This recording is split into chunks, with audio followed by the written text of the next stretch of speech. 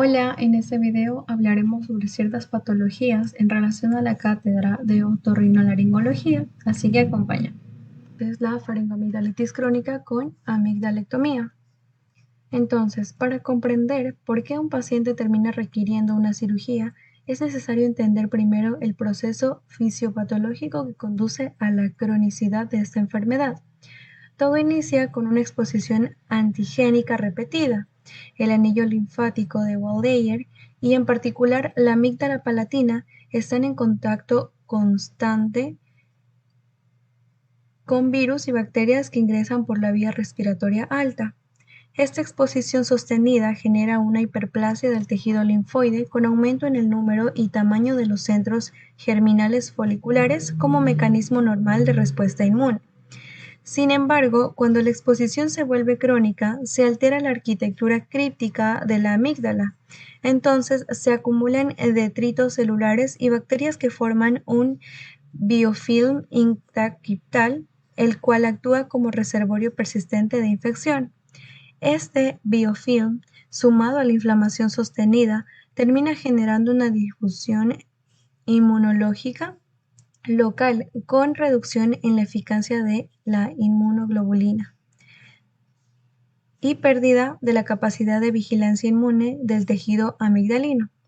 Entonces, el resultado final de este ciclo es una inflamación crónica persistente que se traduce clínicamente en la faringoamigdalitis crónica o recurrente que motiva la consulta y eventualmente la evaluación para amigdalectomía. Ahora bien, el diagnóstico parte siempre de la historia clínica. Un paciente que consulta por odinofagia con antecedente de episodios repetidos debe evaluarse aplicando los criterios clínicos por episodio, similares a los subpropuestos por Centor, que van a ser fiebre mayor a 38.3 grados Celsius, adenopatía cervical mayor a 2 centímetros, presencia de exudado amigdalino y, de ser posible, un cultivo o prueba rápida positiva para estreptococo beta hemolítico del grupo A. Cada episodio que cumple estos criterios debe quedar registrado de manera cronológica en la historia clínica, junto con el esquema antibiótico utilizado, tal como se recomienda en la Guía de Práctica Clínica del Instituto Mexicano de Seguro Social. Una vez documentados los episodios, la pregunta clave del algoritmo en sí es el patrón de recurrencia si es que cumple una frecuencia definida. Si la respuesta es negativa, el manejo continúa siendo la vigilancia y el tratamiento sintomático en cada cuadro agudo. Pero si la respuesta es afirmativa, se procede a aplicar los criterios de Paradise, que constituyen el estándar reconocido internacionalmente para decidir la indicación quirúrgica como tal. Ahora bien, los criterios de Paradise, descritos originalmente en 1984, establecen 3 posibles patrones de recurrencia que justifican la amigdalectomía. Entonces tenemos 7 o más episodios en el último año, 5 o más episodios por año en cada uno de los últimos 2 años o 3 o más episodios por año en cada uno de los últimos 3 años. Este criterio de frecuencia se suma a un segundo componente obligatorio. Cada episodio cuente con al menos una característica clínica objetiva como temperatura mayor a 38.3 grados, adenopatía cervical dolorosa mayor a 2 centímetros, exudado amigdalino o cultivo positivo para estreptococo beta hemolítico del grupo A. Cuando ambos componentes estén presentes, es decir, la frecuencia de recurrencia y la documentación clínica confirmada con tratamiento antibiótico adecuado en cada episodio, se establece la indicación formal de amigdalectomía.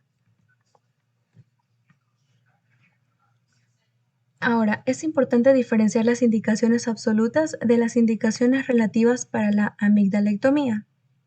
Dentro de las indicaciones absolutas se encuentra en primer lugar la obstrucción de la vía aérea superior, generalmente asociada a hipertrofia amigdalina con síndrome de apnea obstructiva del sueño confirmado o clínicamente sospechado.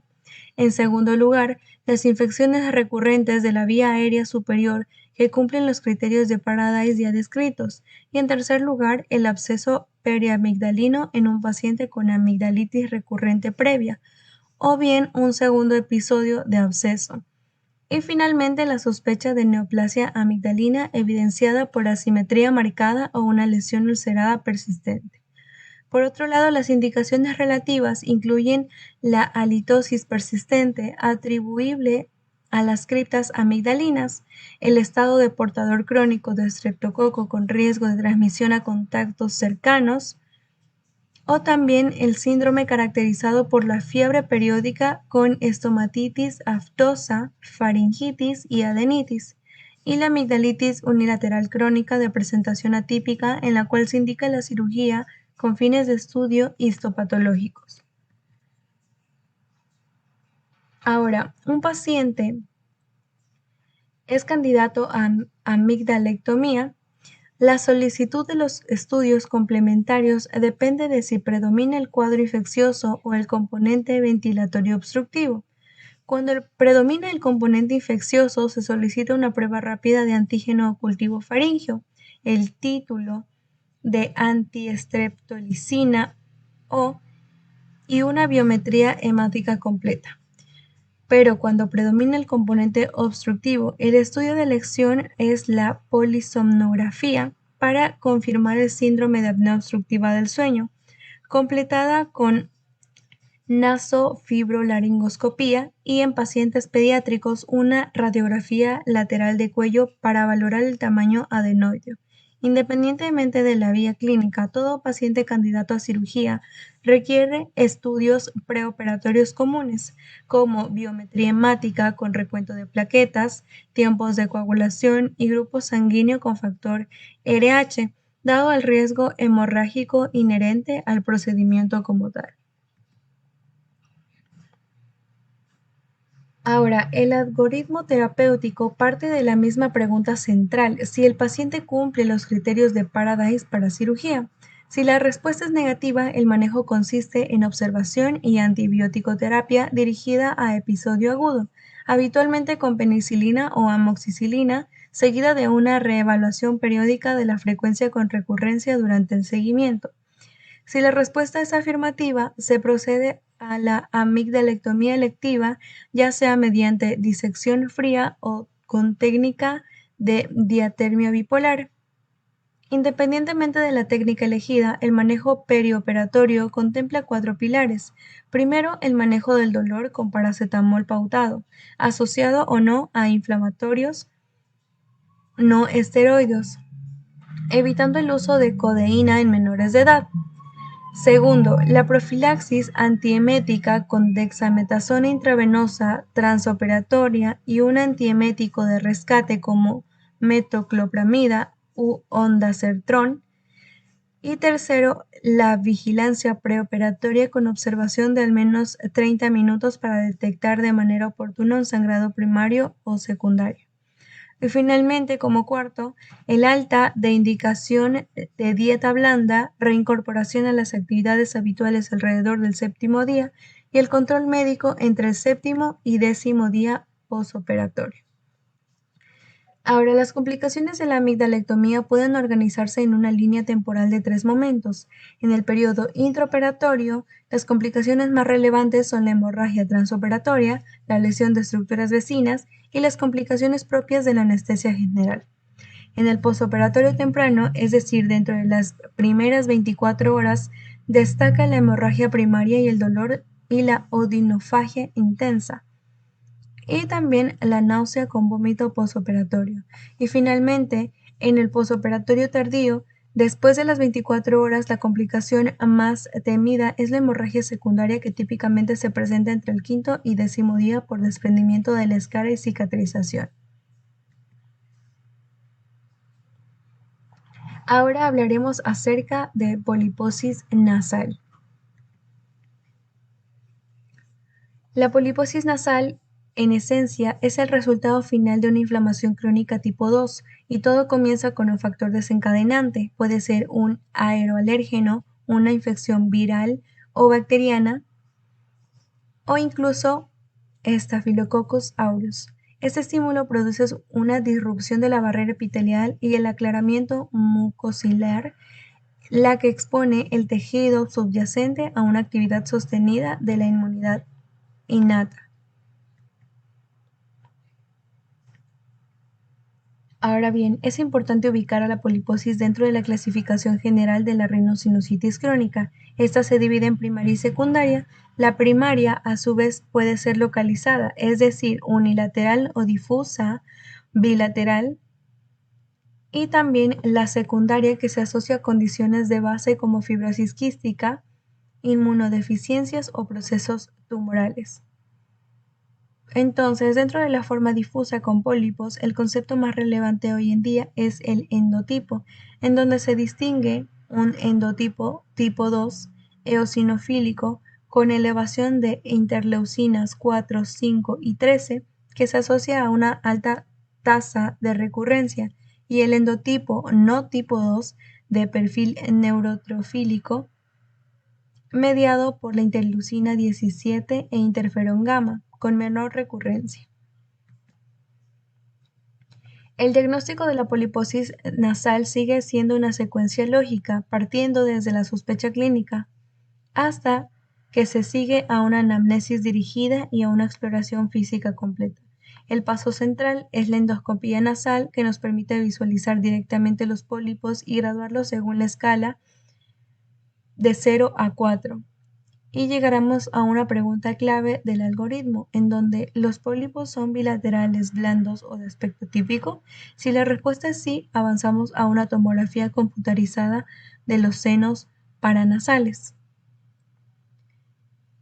En paralelo, siempre son útiles los cuestionarios para evaluar la calidad de vida, las pruebas cutáneas o la IgE específica si se sospecha atopía, y el test de sudor ante la sospecha de fibrosis quística y la biopsia cuando hay asimetría o sospecha neoplásica. El diagnóstico diferencial es importante, ya que debemos hacernos una pregunta: ¿de qué entidad se trata realmente? Si es bilateral, blanda, no dolorosa y no sangra, lo más probable es que estemos ante una poliposis nasal clásica, pero si es unilateral, muestra una destrucción ósea en la tomografía. Además, la sospecha cambia radicalmente hacia un polipoma invertido, y es ese escenario en donde se requiere la biopsia obligatoria. Nunca será opcional.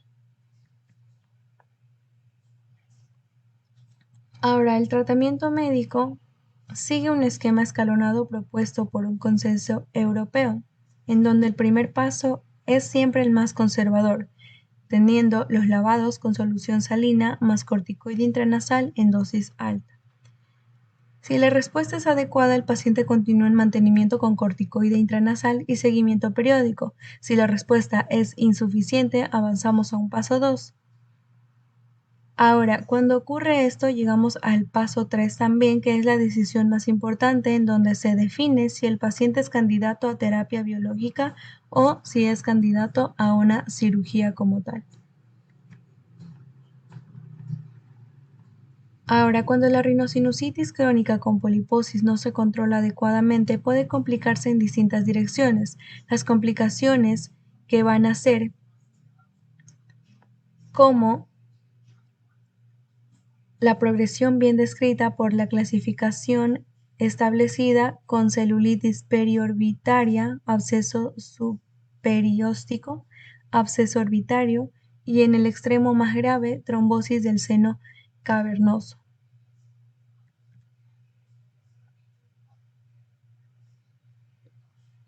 Dentro de esto es importante mencionar que las complicaciones intracraneales incluyen meningitis, absceso epidural o subdural y el absceso cerebral. A nivel óseo y local podemos encontrar mucocele, osteitis y deformidad de la pirámide nasal en casos de poliposis masiva como tal. Ahora, continuando con la otitis media aguda, casi siempre comienza con una infección viral de las vías respiratorias altas, Esta produce edema de la mucosa de la trompa de Eustaquio, lo que genera su disfunción y obstrucción. Al obstruirse, se crea una presión negativa dentro del oído medio, lo que favorece la acumulación del exudado seromucoso. Como pueden ver en el recuadro lateral, los patógenos más frecuentes son el Streptococcus pneumoniae, Haemophilus influenzae y Moraxella catarrhalis, junto con virus respiratorios como el virus sincitial respiratorio y el rinovirus. Ahora bien, los factores de riesgo se agrupan en tres categorías. Primero, los factores propios del huésped, en donde la edad menor de los 2 años es la más importante, ya que en ese grupo la trompa de Eustaquio todavía es corta y horizontal.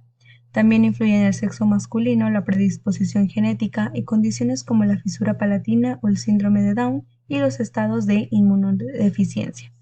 En segundo lugar están los factores ambientales y finalmente los factores anatómicos funcionales, incluyendo la disfunción tubárica propiamente dicha. Ahora, la otitis media aguda no es una entidad única, la clasifican según el patrón evolutivo. Entonces, se habla de una otitis media aguda esporádica cuando es un episodio único sin antecedentes de recurrencia. Ahora, es recurrente cuando se define por 3 o más episodios en 6 meses o 4 o más episodios en 12 meses. La persistente, en cambio, es aquella en la que los síntomas continúan después de 48 a 72 horas de tratamiento adecuado o que recae antes de 7 días de haber finalizado el esquema. Por último, la otitis media con derrame corresponde a la presencia de líquido en el oído medio, pero sin los signos agudos de inflamación que caracterizan a la otitis media aguda. El diagnóstico sigue una secuencia lógica, comenzando desde la sospecha clínica en un paciente con otalgia, fiebre e irritabilidad con o sin otorrea. El siguiente paso es indispensable en la otoscopía neumática. A partir de ahí aplicamos el criterio diagnóstico principal que se muestra en el rombo de decisión si hay un abombamiento moderado a severo de la membrana timpánica o un nuevo inicio de otorrea que no se explica por una otitis externa. Una vez confirmada la otitis media aguda, la guía de la Academia Americana de Pediatría orienta la decisión terapéutica según la edad y la gravedad de los síntomas. En menores de 6 meses el antibiótico se indica siempre sin excepción, entre 6 meses a 2 años si hay otorrea, si el cuadro es bilateral o si los síntomas son severos, también se indica antibiótico de entrada. En cambio, en niños de 2 o más años, con un cuadro unilateral y síntomas leves a moderados, se puede optar por observación durante 48 a 72 horas. Es una decisión compartida con la familia, siempre garantizando un buen control del dolor. Cuando se decide iniciar antibiótico, la primera línea es la amoxicilina en dosis de 80 a 90 miligramos por kilogramo por día, dividida en 12 horas durante 5 a 10 días según la edad. Es importante tomar en cuenta el control a las 48 a 72 horas. Si hay falla clínica, se indica ceftriaxona intramuscular o intravenosa o se plantea una timpanocentesis con fines diagnósticos y terapéuticos. Si la evolución es favorable, simplemente se completa el esquema iniciado. Cuando la otitis media aguda no se trata o no se resuelve adecuadamente, las complicaciones se dividen en dos grandes grupos. Por un lado, las complicaciones intratemporales como la mastoiditis aguda, que es la más frecuente, y por otro las complicaciones intracraneales mucho más graves como la meningitis, absceso epidural o cerebral, trombosis del seno lateral y la hidrocefalia óptica. Ahora, también es importante controlar los factores ambientales como la resistencia de ciertas bacterias con las inasistencias a las guarderías o el uso de chupón. También es importante tomar en cuenta que en los casos de otitis media aguda recurrente con 3 o 4 episodios o más se valoran los tubos de timpanostomía. y en todos los casos se recomienda un control otoscópico de reevaluación entre las 2 y 4 semanas posteriores al episodio. Ahora, hablando de la otitis externa difusa como tal, se origina cuando se pierde la capa lipídica y el cerumen que protege naturalmente el conducto auditivo externo. Esto ocurre típicamente por exposición prolongada al agua, calor, limpieza excesiva o traumatismos locales. Ahora, los factores de riesgo también se agrupan en tres categorías, teniendo los ambientales, que incluyen la natación o exposición frecuente al agua, el clima cálido y húmedo, la sudoración excesiva y los viajes a zonas tropicales.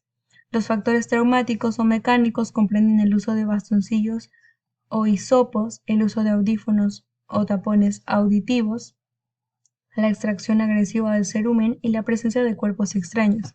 Y los factores dermatológicos o sistémicos incluyen el eczema o la psoriasis del conducto, diabetes mellitus, estado de inmunosupresión y alteraciones anatómicas como la estenosis del conducto. Ahora bien, es fundamental diferenciar la otitis externa difusa de la otitis media aguda porque su manejo es distinto. En la otitis externa, el signo del trago o la tracción del pabellón auricular es positivo y muy doloroso. En la otitis media aguda, este signo, en cambio, es negativo. En la otoscopía, la otitis externa muestra un conducto auditivo edematoso y eritematoso, mientras que la otitis media aguda lo que se observa es la membrana timpánica abombada o eritematosa. La fiebre es infrecuente en la otitis externa y frecuente en la otitis media aguda. El diagnóstico de la otitis externa difusa es fundamentalmente clínico, iniciando con la sospecha ante otalgia y prurito óptico con o sin otorrea. Al examen físico buscamos dolor a la tracción del pabellón o la presión del trago, que es un signo muy característico. Si la respuesta es sí, se solicita cultivo y se evalúan posibles complicaciones, y si es no, el diagnóstico clínico queda confirmado y no es necesario solicitar un cultivo de rutina. Según la guía de la Academia Americana de Otorrinolaringología, la otitis externa difusa se clasifica en 3 grados. La forma leve cursa con prurito y mínimo edema del conducto y se maneja únicamente con tratamiento tópico. La forma moderada presenta un dolor intermedio, edema parcial del conducto y otorrea escasa. Y la forma severa se caracteriza por oclusión completa del conducto, dolor intenso y extensión hacia el pabellón o los tejidos periauriculares. El tratamiento de la forma no complicada sigue una secuencia estándar, en donde en primer lugar se realiza limpieza del conducto auditivo externo mediante aspiración o irrigación suave. Luego evaluamos si existe edema severo que impida la entrada de las gotas óticas. Y el tratamiento de base son las gotas óticas asimismo, una quinolona con o sin corticoide o alternativamente ácido acético con un aminoglucósido durante 7 a 10 días. Existe una complicación grave que no podemos dejar pasar, que es la otitis externa maligna o necrotizante, en donde debemos sospecharla cuando el paciente es diabético o inmunosuprimido o adulto mayor que presenta dolor desproporcionado y persistente por más de 48 a 72 horas. El tratamiento requiere antibiótico sistémico prolongado de mínimo 6 semanas junto con un control glicémico estricto. Ahora, para prevenir la recurrencia, especialmente en nadadores, se recomienda el secado completo del conducto auditivo externo después de la exposición al agua y el uso de gotas de alcohol isopropílico o ácido acético después de nadar. Finalmente, si no hay mejoría clínica en 48 a 72 horas de tratamiento, se debe reevaluar el paciente para descartar una forma más severa o una complicación. Ahora bien, cuando hablamos de faringoamigdalitis complicada, comienza prácticamente con la colonización orofaringea por un virus o por Streptococcus pyogenes. Este agente se adhiere e invade la mucosa amigdalina, generando una respuesta inflamatoria local como edema, exudado y adenopatía. En paralelo, por la rama de la derecha, algunas cepas liberan exotoxinas o desencadenan una reacción inmune cruzada que con el tiempo produce depósito de complejos inmunes y da origen a complicaciones no supuradas. En cuanto a la etiología, entre el 70 y el 85% de los casos son de origen viral, como rinovirus, adenovirus, influenza o virus del Epstein-Barr o herpes simple, y no requieren antibiótico. Sin embargo, entre el 15 y el 30% son bacterianos, siendo el Streptococcus pyogenes el agente principal. Entre los signos de alarma existen signos clínicos específicos que deben encender nuestra alerta ante una posible complicación, como por ejemplo la dificultad para abrir la boca o una voz gangosa, conocida como voz de papa caliente, que son altamente sugestivos de un absceso periamigdalino. Es fundamental recordar que la presencia de estribor, disnea o cianosis constituyen una emergencia médica, ya que sugiere epiglotitis o compromiso inminente de la vía aérea y exige derivación inmediata. El abordaje diagnóstico inicia con la historia clínica y la aplicación de la escala Centor, que estima la probabilidad del origen estreptocócico. Pero si existe sospecha de complicación, el paso siguiente es la evaluación otorrinolaringológica urgente junto a una tomografía de cuello contrastada.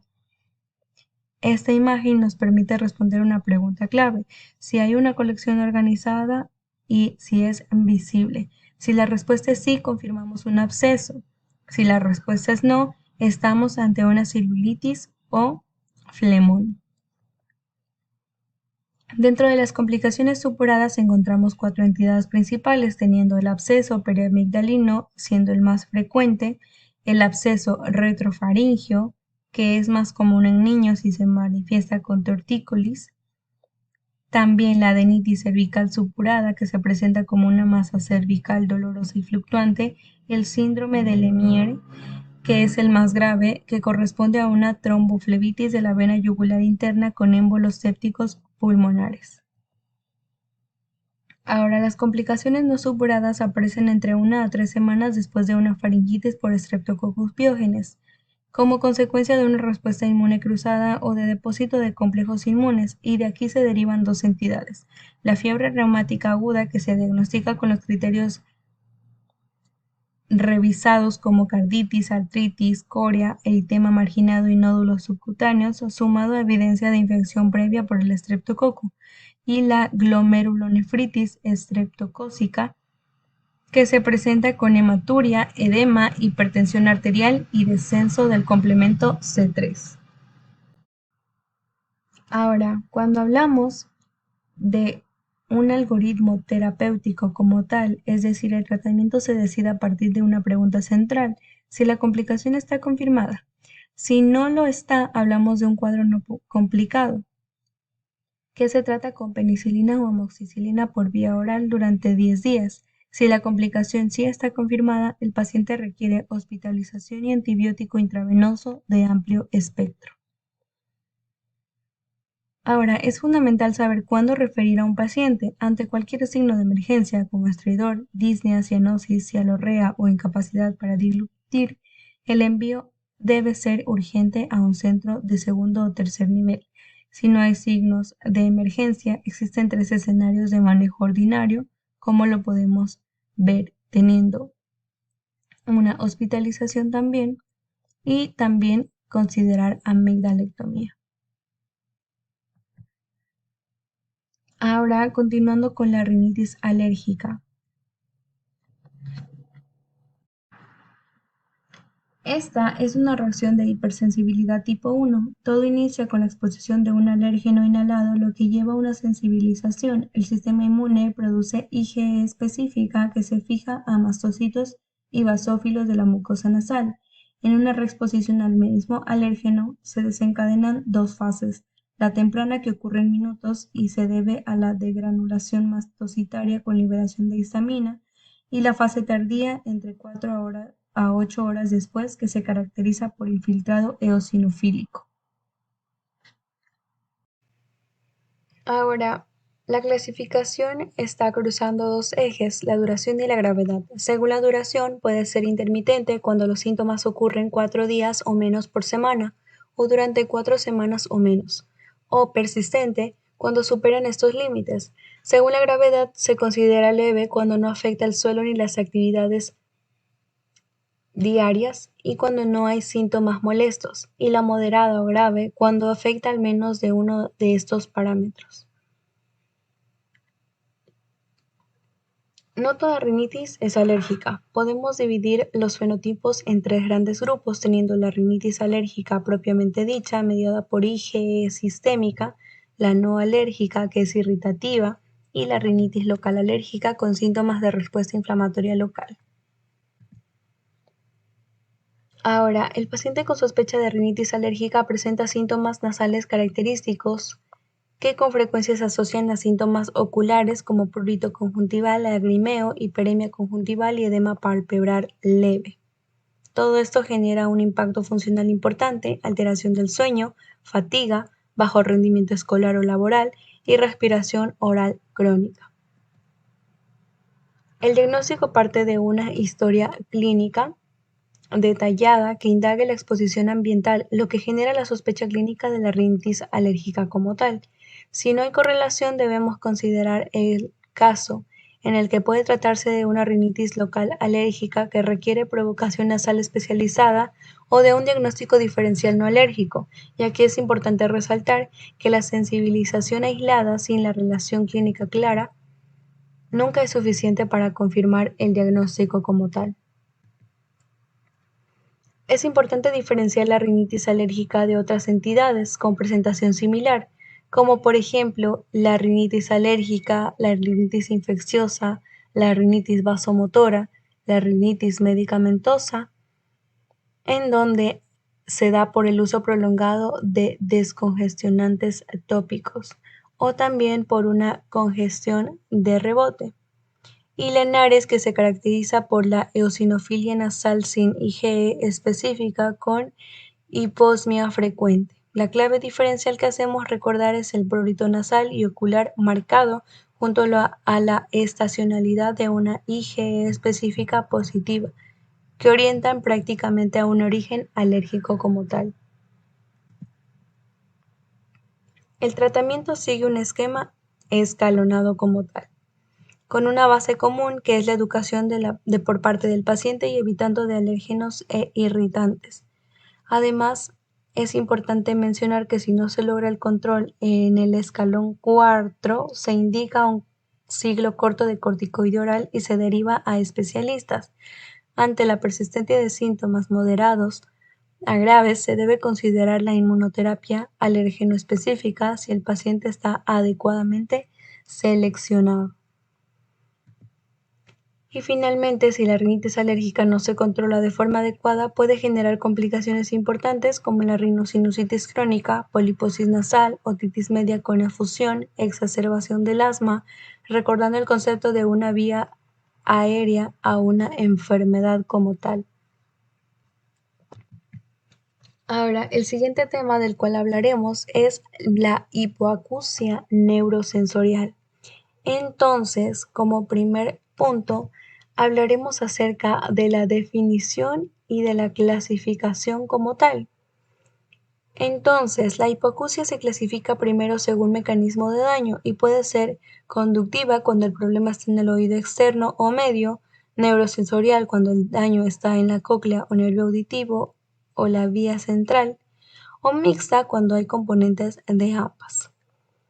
También se clasifica según el momento de aparición, ya puede ser esta congénita si está presente al nacer o adquirida si aparece prácticamente más adelante. Y por severidad, si esta es leve, moderada, severa o también profunda. Para entender la fisiopatología, primero tenemos que repasar rápidamente el camino que recorre el sonido, que entra por el oído externo. Luego pasa al oído medio, donde se transmite mecánicamente a través de la cadena osicular y llega al oído interno, donde está la cóclea con sus células ciliadas internas y externas. De ahí la información viaja por el nervio auditivo y al octavo par craneal hasta llegar a la corteza auditiva en el lóbulo temporal, donde finalmente se procesa y se percibe el sonido. Ahora bien, Si entramos en el mecanismo del daño coclear, distintas noxas pueden atacar la cóclea. Ahora, todas estas noxas convergen en un mismo mecanismo final que dañan primero prácticamente la parte, o más bien que se encargan del daño acumulado que desemboca en la hipoacusia neurosensorial, que en la mayoría de los casos es irreversible. Y a la derecha tenemos un cuadro importante donde si puede haber recuperación parcial de la noxa, cesa al tiempo, por ejemplo, si se suspende el ototóxico a tiempo o si es un edema coclear que se resuelve. Y esta es la idea base prácticamente de por qué la hipoacusia súbita se maneja como una urgencia, algo que se retomará mucho más adelante. Ahora, dentro de la parte congénita tenemos las causas genéticas no sindrómicas, siendo la más frecuente la mutación del gen GJB2. También las causas genéticas sindrómicas como el síndrome de Usher. Del lado de la hipoacusia adquirida, en cambio, están los ototóxicos y el trauma acústico, las causas infecciosas, las causas autoinmunes, vasculares o la enfermedad de Meniere. Ahora bien, antes de pasar al diagnóstico, es importante identificar quiénes tienen mayor riesgo de desarrollar hipoacusia neurosensorial. En la población neonatal y pediátrica, los factores de riesgo incluyen antecedente familiar de hipoacusia congénita, prematurez menor a 32 semanas, hiperbilirrubinemia severa, uso de ototóxicos como aminoglucósidos, estancia prolongada en ventilación mecánica o UCI neonatal. En adultos, en cambio, los factores más relevantes son la edad avanzada, la exposición crónica a ruido laboral, el uso de ototóxicos como quimioterapia o antiinflamatorios, comorbilidad cardiovascular, tabaquismo y antecedentes traumáticos cráneoencefálicos. Entonces, en toda parte de una sospecha clínica, ya sea por el paciente o su cuidador, refieren dificultad auditiva o porque un tamizaje se la detectó, y a partir de ahí se hace una amnesis dirigida y también una otoscopía como tal. El siguiente paso son las pruebas con diapasón, que nos ayudan a dar el primer gran salto diagnóstico. Y también, si la sospecha es de hipoacusia neurosensorial, se debe continuar con una solicitud de audiometría tonal liminar para confirmar y cuantificar la pérdida, y a partir de ahí se piden los estudios complementarios según el hallazgo como tal. Entonces, profundizando en el algoritmo de los diapasones, que es una herramienta simple, rápida y de bajo costo en el examen físico, se empieza con la prueba de RIN. Si es la vía aérea mayor que la vía ósea, decidimos que este es positivo, y si la pasamos a una prueba de Weber, si el Weber lateraliza hacia el oído que el paciente percibe como sano, eso nos sugiere a una hipoacusia neurosensorial que está en el oído contrario, es decir, en el oído hacia donde no lateralizó como tal. Una vez que tenemos la audiometría, el análisis se hace en dos pasos. Primero clasificamos la severidad según el promedio tonal, donde vimos prácticamente la configuración del trazado, y existen 4 configuraciones típicas que se reconocen, como lo es la plana, donde toda la vía se afecta por igual y que es característica de ototóxicos; la descendente, que cae en agudos y es típica de prebiacusia o el daño por ruido; y la configuración en cuchara, con caída en frecuencias medias asociadas a causas genéticas como el síndrome de Pendred, o la ascendente, que afecta prácticamente y se ve en enfermedades como la de Meniere. Dependiendo de la sospecha clínica, contamos con distintos estudios complementarios como los otomisones acústicos, que evalúan específicamente la función de las células ciliadas externas. Ahora, la señal de alarma que no podemos dejar pasar es la que está en el recuadro inferior, que dice que toda hipoacusia neurosensorial asimétrica o unilateral explicada debe hacernos pedir una resonancia con contraste para descartar un schwannoma vestibular.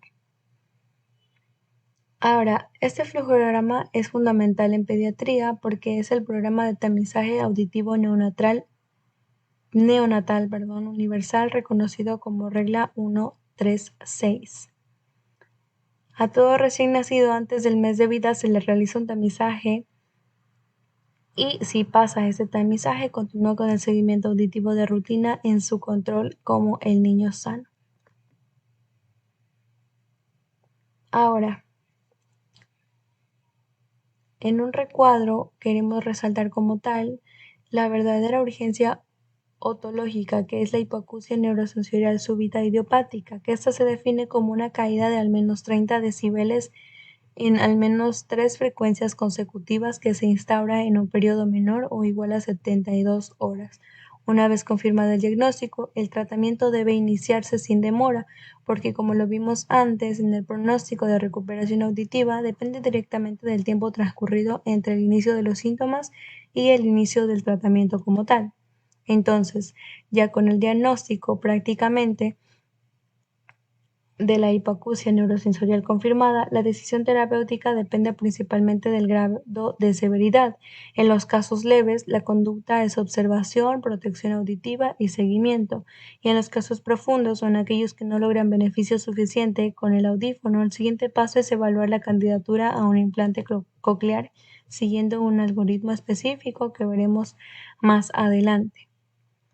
Entonces, detengámonos en el tratamiento médico específico de la hipoacusia súbita idiopática, ya que es un escenario de manejo activo y programado en el tiempo. Entonces, la primera línea de tratamiento son corticoides sistémicos oral.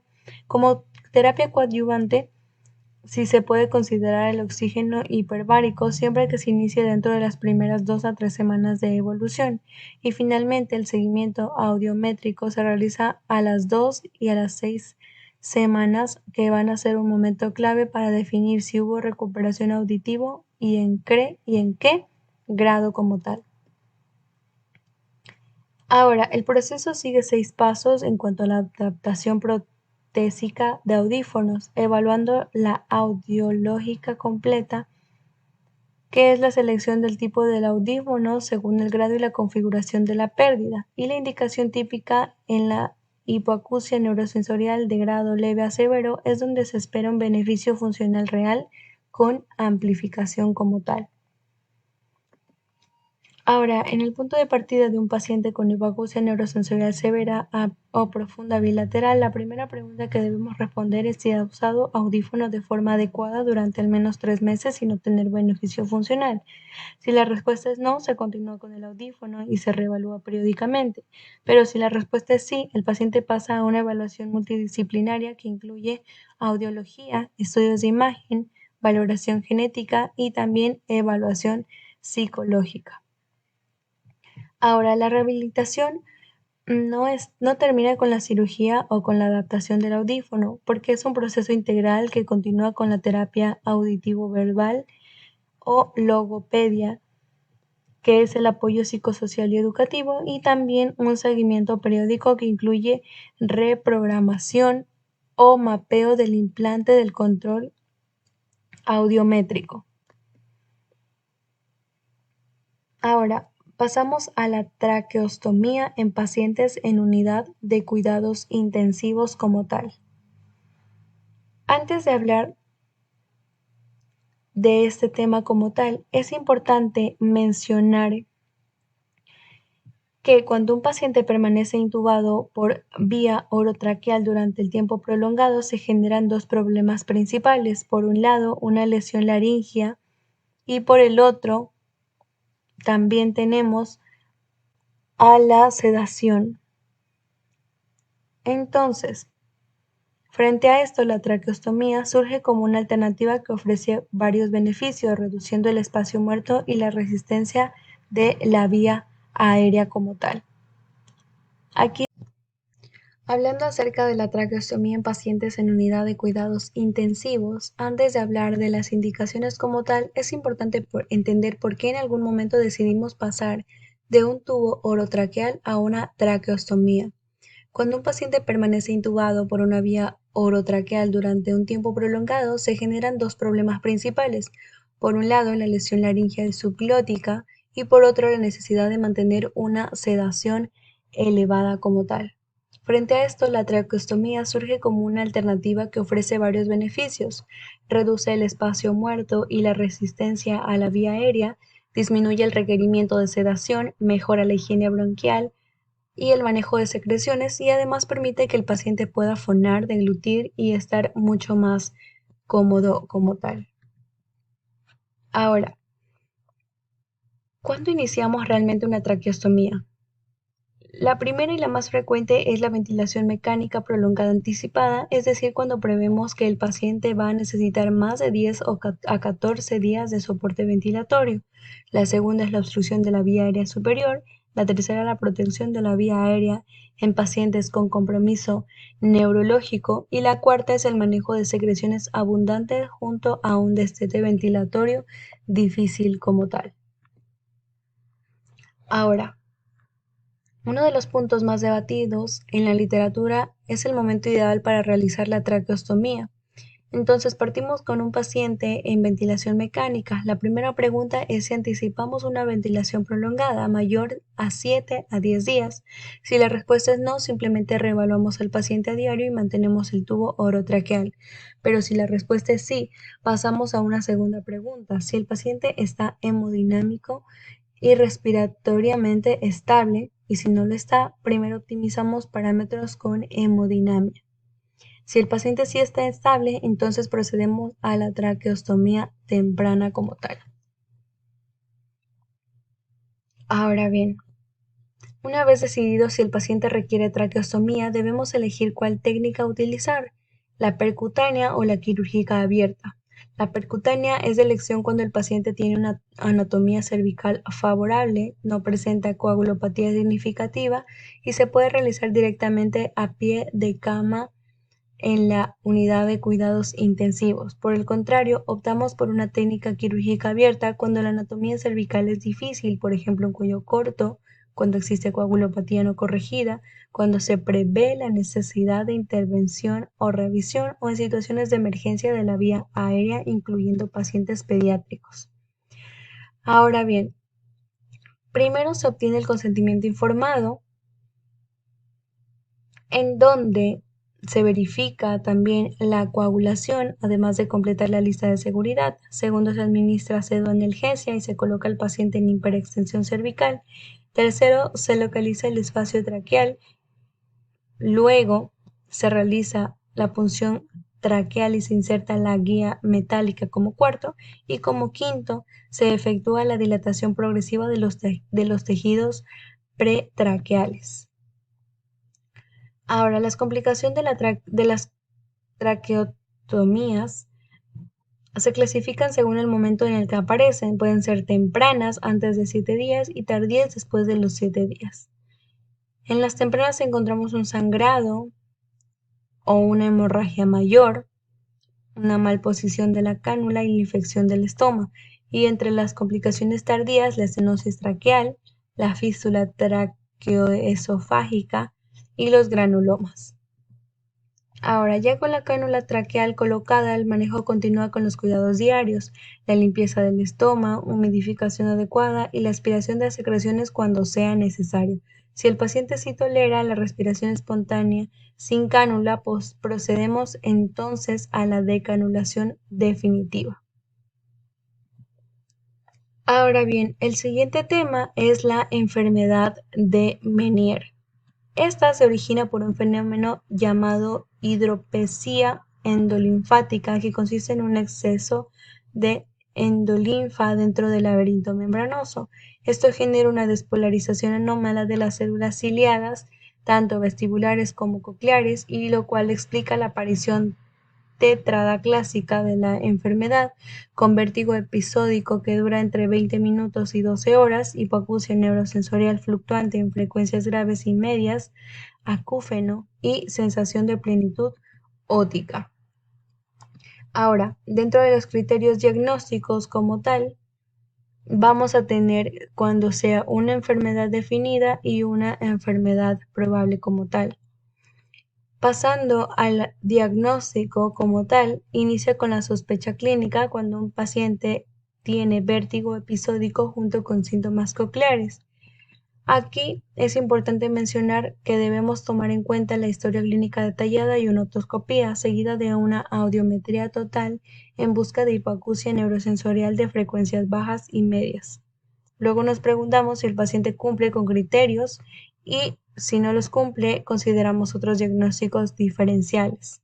Entonces, es fundamental diferenciar de otras causas de vértigo episódico, como lo podemos ver en esta tabla, teniendo así que se puede acompañar la enfermedad de Meniere con un vértigo entre 20 minutos y 12 horas que se acompaña de hipoacusia, acúfeno, plenitud óptica y curso fluctuante y progresivo. En la migraña vestibular, el vértigo puede durar entre minutos a días, se acompaña con cefalea y foto o fonofobia. Y en el vértigo posicional paroxístico benigno, los episodios son breves, de segundos, sin síntomas auditivos, y en la neuritis vestibular el vértigo es continuo y dura días, pero tampoco hay síntomas auditivos y frecuentemente existe el antecedente del cuadro viral previo como tal. El tratamiento de la enfermedad de Meniere sigue un esquema escalonado que se intensifica según la respuesta del paciente. A pesar de todo lo que se puede mencionar como pasos, el paciente continúa con crisis incapacitantes en ciertos casos y se considera el cuarto paso como el tratamiento ablativo o quirúrgico, que incluye gentamicina intratimpánica, descomprensión del saco endolinfático o, en casos seleccionados, laberintectomía. Además del tratamiento de fondo, es importante saber cómo manejar la crisis aguda cuando el paciente llega con un vértigo incapacitante. Y es importante recordar que el tratamiento sintomático de la crisis no debe prolongarse más de unos pocos días para no interferir con la compensación vestibular central.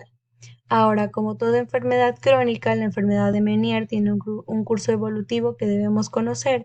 A largo plazo, entre el 30 y 50% de los casos puede progresar a una hidropesía bilateral. Un fenómeno particular son las crisis otolíticas de Tumarkin.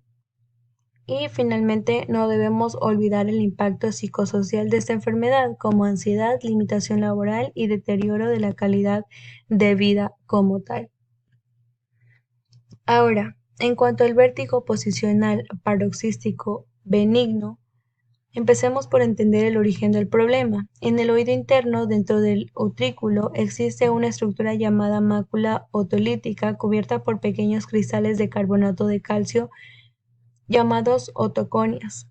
Estas, por la edad o por diversas causas, se degeneran y se desprenden de su lugar habitual. A partir de aquí, se dividen dos caminos posibles, que son los dos mecanismos fisiopatológicos de la enfermedad como tal. El primero y el más frecuente se presenta entre 90 y 95% de los casos, y el segundo es menos frecuente, entre un 5 y 10% de los casos, y aquí las partículas no quedan libres, sino que se adhieren directamente a la cúpula del conducto, lo que la vuelve anormalmente sensible a la gravedad. Ahora, la clasificación de este va a ser en cuanto a un canal posterior, a un canal horizontal y también a un canal anterior. Ciertos canales como tales o divisiones se van a presentar en un diferente porcentaje dentro de la población. Ahora bien, en cuanto al diagnóstico como tal, integrarlo todo. Para comenzar, cuando un paciente refiere vértigo posicional breve de menos de 60 segundos, se aparece al mover la cabeza. El primer paso siempre es una anamnesis dirigida que se debe acompañar con una búsqueda activa de banderas rojas y de alarma central, por ejemplo, una cefalea intensa de inicio súbito. Esto prácticamente nos lleva a una pregunta final de si el nistagmo obtenido es compatible con un canal específico. Ahora, si la respuesta es no, debemos reconsiderar el diagnóstico y revisar nuevamente las causas del diagnóstico diferencial. Pero si la respuesta es sí, se confirma la patología, ya sea de canal posterior o anterior o de canal horizontal, y con este diagnóstico se avanza finalmente a un diagnóstico diferencial. Entonces, en el diagnóstico diferencial vamos a tener que puede ser por una presentación periférica o central. Esto en cuanto a la latencia del nistagmo, la fatigabilidad, la dirección del nistagmo, los síntomas acompañantes y también la prueba de impulso cefálico como tal. Ahora, una vez confirmado el canal comprometido, el tratamiento de la patología se basa en maniobras de reposicionamiento de partículas específicas en cada canal. Si el canal afectado es el posterior, el más frecuente a utilizar es la maniobra de Epley. Si el canal afectado es el horizontal, se sigue un patrón geotrópico con una maniobra indicada que es la de Lepern, y si es el canal horizontal se utiliza la maniobra de Guffoni modificada o la variante que es la maniobra de Appian. Si el canal comprometido es el anterior, se aplica también la maniobra de Jacobino, también llamada Deep Hand Handing. Después de realizar la maniobra correspondiente, siempre reevaluamos el nistagmo como tal. Ahora, más allá de la maniobra de reposición, existen 4 aspectos complementarios que se deben manejar con el paciente, representados aquí en estos 4 cuadros. Ahora bien, en cuanto a las complicaciones y recurrencia, después de tratar al paciente con la maniobra de reposición, el seguimiento se puede resumir también en este flujograma, en donde la primera pregunta es si hubo prácticamente una resolución completa. Si la respuesta es sí, damos de alta clínica e indicamos ejercicios preventivos. Pero si la respuesta es no, pasamos a reevaluar posibles causas. Como puede tratarse de una patología multicanal, de una conversión de canal, lo que se conoce como un canal de switch, o de una causa secundaria como un traumatismo, una neuritis vestibular, una migraña vestibular o la enfermedad de Meniere como tal. Ahora bien, pasando a otro tema, ahora hablaremos sobre la otoesclerosis y también la timpanoesclerosis como tal. Entonces, empezando con la otoesclerosis, este hace referencia a una patología en donde el hueso que rodea el oído interno se remodela de forma anómala y termina fijando progresivamente la platina del estribo. Entonces, como podemos ver en este caso, la entidad afecta típicamente a los adultos jóvenes entre 20 a 40 años, con un predominio en mujeres en proporción de 2 a 1.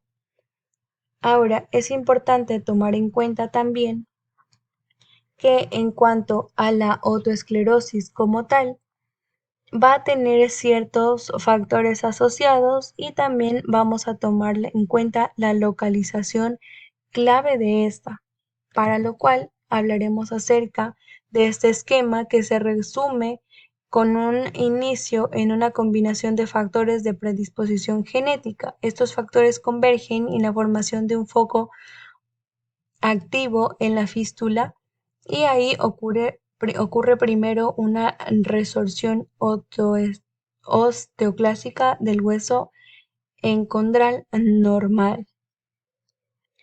Ahora, este proceso tiene dos desenlaces posibles. Si predomina en la platina del estribo, se produce su fijación y aparece la hipoacusia conductiva típica, lo que llamamos otoesclerosis fenestral. Pero si el proceso se extiende hacia la cápsula óptica o la cóclea, se agrega un componente neurosensorial. y entonces hablamos de una otoesclerosis retrofenestral.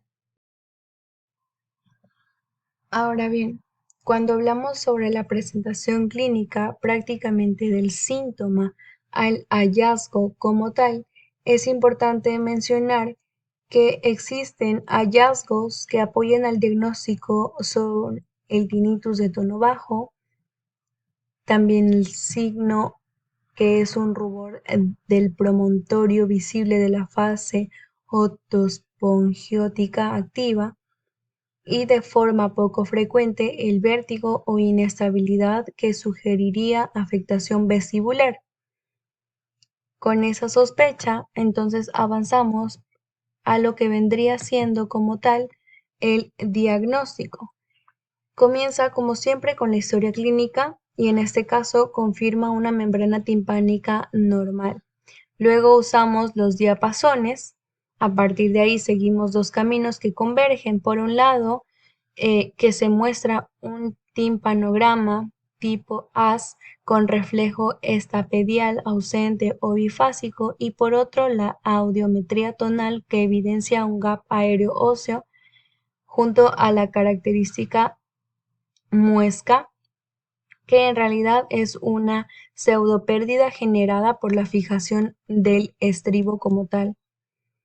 Ahora bien, una vez confirmada la autoesclerosis por tomografía, se clasifica según la localización radiológica en tres formas: la fenestral, la más frecuente, la retrofenestral o coclear, que compromete la cápsula óptica, y también la mixta, que combina ambas y tiene el peor pronóstico auditivo como tal. Ahora, en cuanto a la decisión terapéutica, si el componente coclear está estable o ausente, evaluamos si el paciente es candidato quirúrgico. Si no lo es, por preferencia del paciente, comorbilidad o reserva coclear insuficiente, optamos por ampliación auditiva con audífonos. Si sí es candidato, la cirugía de elección es la estapedotomía, indicada cuando hay un gap aéreo óseo significativo con platina fija confirmada como tal. Ahora, la secuencia quirúrgica como tal, primero es un abordaje transcanal con elevación tímpano-meatal. Segundo, la exposición de la cadena osicular. Tercero, la sección de la supraestructura del estribo. Cuarto, la platinotomía propiamente dicha. Quinta, la colocación de la prótesis, y sexta, la verificación funcional de la movilidad de la cadena y el sellado del colgado. Las complicaciones quirúrgicas, en cambio, van a estar divididas en intraoperatorias y transoperatorias. Intraoperatorias, como la platina flotante por segmentación durante la manipulación, y las transoperatorias, que es en la fase precoz, donde podemos ver vértigo por irritación laberíntica o del nervio cuerda del tímpano. Ahora, en cuanto a la timpanoesclerosis, se define como un depósito hialino y cálcico, una especie de cicatriz que se forma en la lámina propia de la membrana timpánica o en la submucosa del oído medio. A diferencia de la autoesclerosis, aquí el antecedente causal es claro, con episodios de otitis media aguda o crónica recurrente o la colocación de tubos de ventilación. La secuencia fisiopatológica inicia con la otitis media aguda crónica recurrente o con la colocación de un tubo de ventilación. Esta placa puede ubicarse en la lámina propia de las membranas timpánicas, dando lugar a una meningoesclerosis con placas blanquecinas visibles, pero generalmente sin impacto funcional. La clasificación se va a dar de varias formas. Por localización distinguimos la meningoesclerosis con placas o solo en membranas timpánica de la forma timpánica o estapedial, o con placas en el oído medio que pueden incluir la platina del estribo. También por grado quirúrgico según una clasificación con 4 tipos, y además existe una clasificación histológica que distingue en placas de tipo blando con colágeno laxo y escasa calcificación. El abordaje diagnóstico comienza con la otoscopía, que revela las clásicas placas blanquecinas en tiza sobre la membrana timpánica con o sin perforación asociada. Solicitamos luego una tomografía del hueso temporal de alta resolución para evaluar la extensión de las placas y el estado de la cadena osicular. Y en cualquier caso, es obligatorio plantear el diagnóstico diferencial con otoesclerosis, que se distingue por tener la membrana timpánica normal con colesteatoma y con discontinuidad osicular postraumática. Ante una timpanoesclerosis diagnosticada, la pregunta inicial es si existe una hipoacusia conductiva significativa. Si es que no la hay, como ocurre en la meningoesclerosis leve sin afectación osicular, la conducta es observación clínica, pero si sí la hay, evaluamos el grado de fijación osicular según ciertos grados. Las complicaciones de la timpanoesclerosis pueden analizarse en dos escenarios. Si no se trata o en su evolución natural, puede progresar a hipoacusia conductiva por extensión y rigidez de la cadena osicular. Tras una cirugía reconstructiva, en cambio, las complicaciones descritas son la recidiva de la esclerosis o la fijación osicular como tal. Aquí podemos ver un cuadro donde se va a poner ciertos criterios para diferenciar la autoesclerosis de la timpanoesclerosis como tal. Y para integrar todo, se propone ante un paciente con hipoacusia conductiva, la pregunta que se orienta a todo el razonamiento clínico es cómo se ve la membrana timpánica. Si es normal, sospechamos de una autoesclerosis, pero si se observan placas blanquecinas, sospechamos de timpanoesclerosis. Ahora bien, hablando acerca de la laringotraqueitis, todo comienza con una infección viral de la vía aérea superior. El agente más frecuente es el virus de la parainfluenza, aunque también pueden estar implicados el sincitial respiratorio y el virus de la influenza. Este virus invade y se replica en el epitelio que recubre la laringe y la región supraglótica o subglótica, es decir, debajo de las cuerdas vocales. Dicha invasión desencadena una respuesta inflamatoria local. Aquí está la clave anatómica de esta enfermedad, que es la región subglótica rodeada por el cartílago cricoides, que es el único anillo cartilaginoso completo de toda la vía aérea. El agente etiológico principal, como lo mencioné, es el virus parainfluenza en sus tipos 1, 2 y 3, que en conjunto explican aproximadamente el 75% de los casos.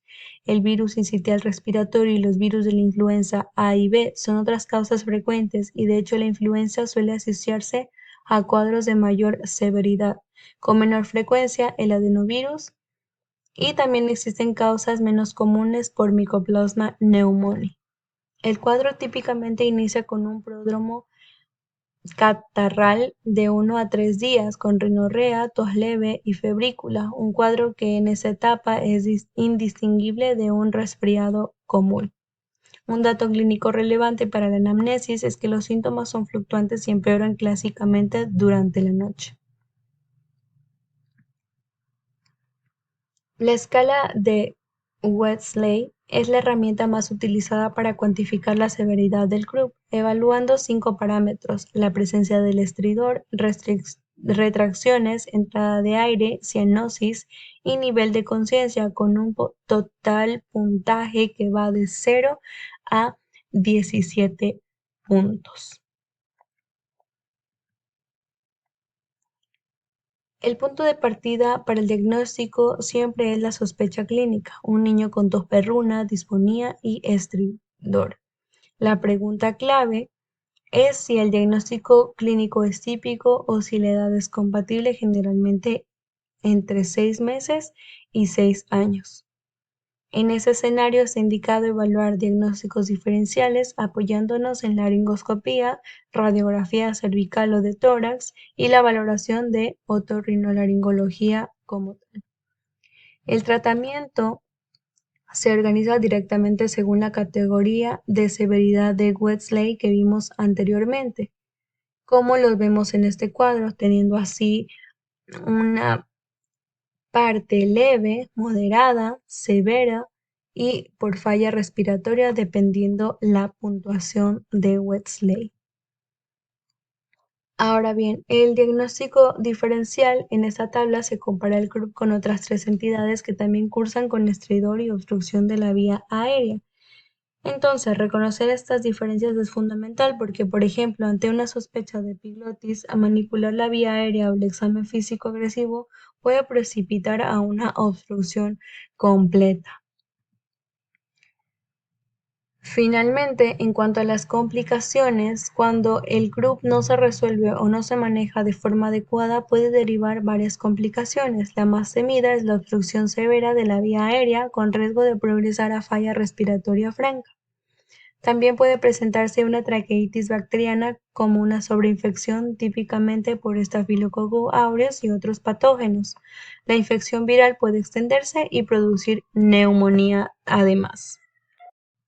Y finalmente, las referencias bibliográficas que he utilizado durante toda esta charla como tal.